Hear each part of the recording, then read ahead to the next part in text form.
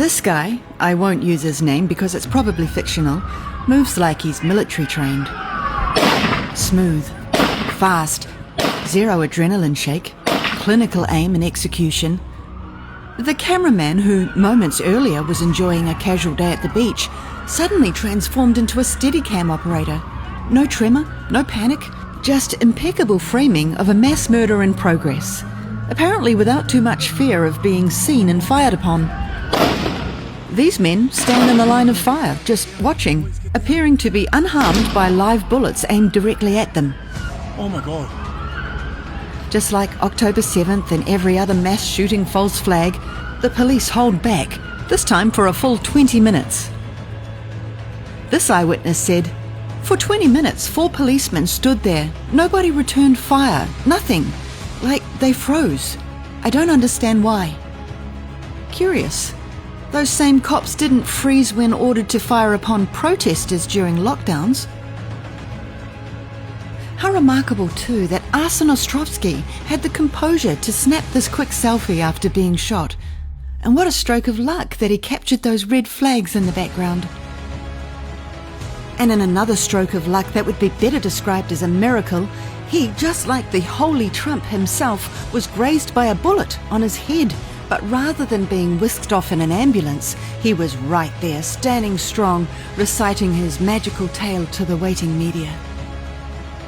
Arsen, like many poor persecuted Zionist fake Jews, has a habit of narrowly escaping the nasty Muslims, as you can see in these photos. Even survived October 7th, wouldn't you know? And as his terrible luck would have it, he only shifted to Australia 10 days ago to join the fight against anti-Semitism. What timing! Reminds me of the crisis actor Irina Zazutska from The Bus. She was a bit more unlucky than Arsen though. She wasn't just targeted multiple times, she was killed multiple times, previously in Ukraine. Terribly unfortunate. And yet another coincidence, it was only 2 days ago that John Howard called for tighter gun laws in Australia, citing Port Arthur. This shooter was licensed, he held 6 firearms, just like Tarrant.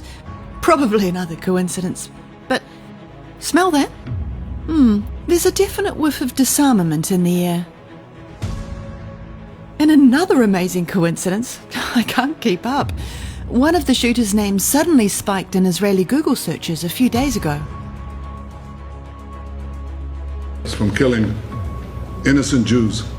Netanyahu wasted no time, immediately blaming Albanese's recognition of Palestine and stating that, and I quote, "bold moves to ensure the protection of the Jews is what Israel expects of each of your governments in the West."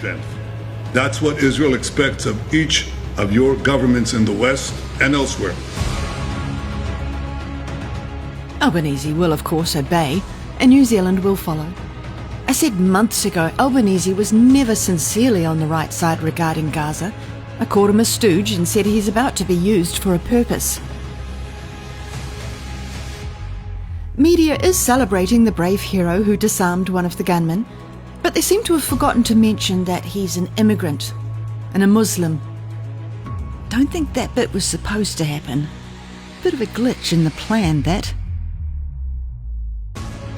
Meanwhile, the Western media is silent that Gaza continues to bleed daily at the hands of the persecuted that Australia is about to disarm themselves to protect. Palestinians survived Trump's bombs only to now face starvation and freezing cold on a daily basis thanks to Israel's blockade, which has not been lifted like Trump told us it would be. 14 Palestinians have died of cold in the last 24 hours alone. 3 were children. 3,000 tents were destroyed in that same 24 hours, which means more exposure, more suffering and more death.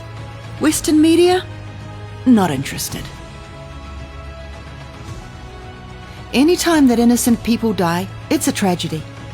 We'll never become as immoral as the IDF, and we'll never celebrate that death, but we also won't be gaslit into not speaking the truth.